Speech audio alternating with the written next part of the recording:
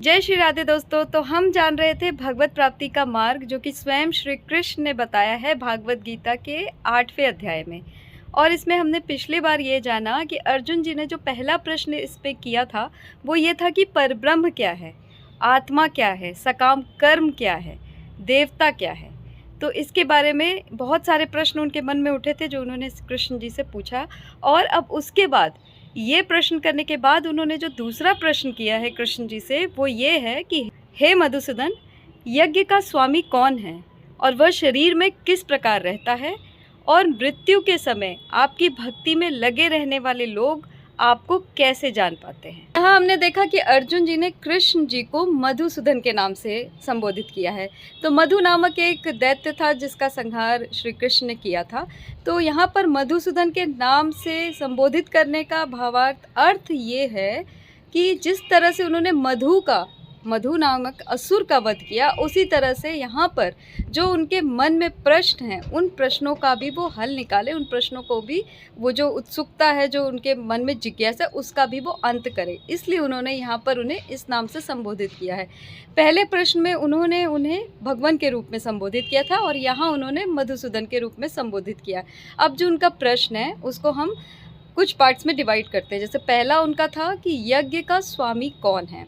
अब देखिए, जो यज्ञ होते हैं ना, जितने भी हम मनुष्य यज्ञ करते हैं वो सभी यज्ञ समर्पित होते हैं या तो इंद्रदेव को या श्री हरि को।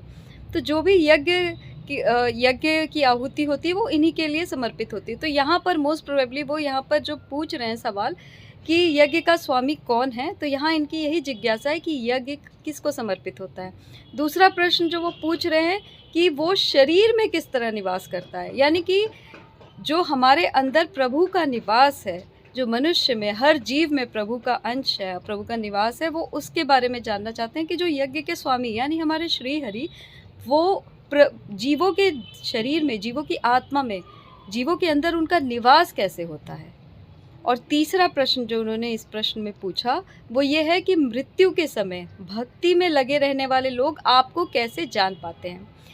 अब जो भी भगवत प्राप्ति करना चाहते हैं या जो भी भक्ति करते हैं वो आजीवन भक्ति करते हैं, लेकिन जब मृत्यु का समय होता है तो क्योंकि उस समय इतना कष्ट होता है, शरीर में इतनी वेदना, इतनी पीड़ा होती है कि उस वक्त पे प्रभु का नाम ले पाना बहुत कठिन होता है। तो मृत्यु के समय हम लोग जो भक्ति में लगे रहते हैं, जो भी मनुष्य भगवत प्राप्ति करना चाहते हैं या प्रभु की सेवा भक्ति करते हैं, आजीवन जो भी प्रभु को प्राप्त करने के लिए हम जो भी साधनाएं होती हैं, जो भी यत्न जत्न, वो सब हम कर लेते हैं। लेकिन मृत्यु के समय हमें इतने कष्ट होते हैं, शरीर को इतना कष्ट होता है कि उस समय प्रभु का नाम ले पाना अत्यंत कठिन होता है।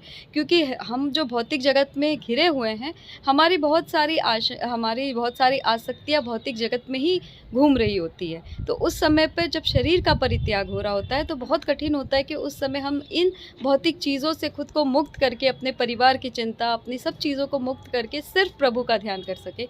तो इसीलिए अर्जुन जी भी इन शंकाओं में घिरे हुए हैं और यहाँ पर वो उनसे यही पूछ रहे हैं कि मृत्यु के समय जो आपकी भक्ति में लगे हुए हैं वो मृत्यु के समय आपको कैसे जान पाते हैं, उन्हें कैसे इस चीज़ का ज्ञान होता है कि आप ही सब कुछ है।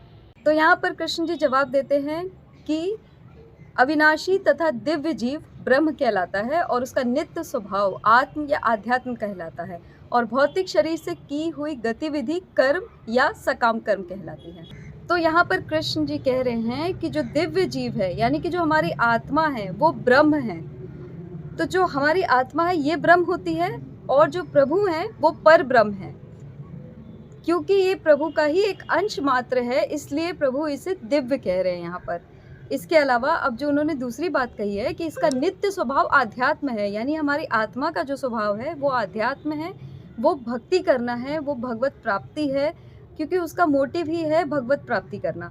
इसीलिए हमें अपनी आत्मा की विशुद्धि के लिए, आत्मा की शुद्धि के लिए, आत्मा के कनेक्शन के लिए जो हमें परमात्मा से बनाना है, उसके लिए हमें संकीर्तन, भक्ति, नाम जप, इन सब का सहारा लेना चाहिए। और इस भौतिक शरीर से हम जो भी गतिविधि करते हैं वो कर्म या सकाम कर्म कहलाती है, यानी कि जो भी हम कार्य करते हैं इस जीवन में वो हमारे कर्मों में ऐड होता है और जो भी हम करेंगे उसके अकॉर्डिंग ही हमें अगला जन्म मिलेगा। जैसे हम जानते हैं कि कहा भी जाता है 84 लाख योनियाँ पार करके मनुष्य का जन्म मिलता है। अब अगर हम बहुत अच्छे कर्म कर रहे हैं तो उसके अकॉर्डिंग हमें देव योनि भी मिल सकती है, जिसमें जितने हमारे पुण्य हैं उतने हम देव योनि में जा कर के उतना वक्त गुजारते हैं और वापस फिर जो भी योनि हमें प्राप्त होनी है वो हो जाती है। तो हमारे कर्मों के हिसाब से हमें योनियाँ मिलती है। तो जो भी इस भौतिक शरीर से जुड़ी गतिविधियाँ हम करते हैं वो कर्म कहलाती है या सकाम कर्म। तो यहाँ पे प्रभु जी ने 3 चीज़ों का जवाब दिया। जैसे एक सिंपल एग्जांपल मैं देती हूँ कि आपका एक बैंक अकाउंट है, तो समझ लीजिए कि जो हम कर्म कर रहे हैं वो हमारा डिपॉजिट है हमारे अकाउंट में। तो जो भी हम अच्छे या बुरे कर्म कर रहे हैं वो हमारे बैंक अकाउंट में जैसे हम अमाउंट सबमिट करते हैं वैसे ही इसमें वो जमा होते जाता है, आपके खाते में आपके कर्म जमा होते जाते हैं और मृत्यु के बाद वही कर्म, वही आपका डिपॉजिट जो है उसके अकॉर्डिंग आपको योनियाँ मिलती हैं।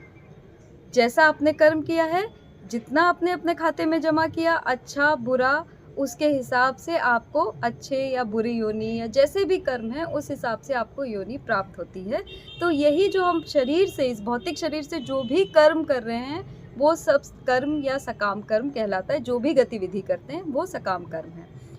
अब यहाँ पर अर्जुन जी के 3 प्रश्नों का वो उत्तर दे चुके हैं। हमने देखा कि प्रभु जी ने अर्जुन जी के कुछ सवालों के जवाब दिए। अब अगले वीडियो में हम जानेंगे कुछ और सवाल और प्रभु जी के द्वारा कुछ और जवाब।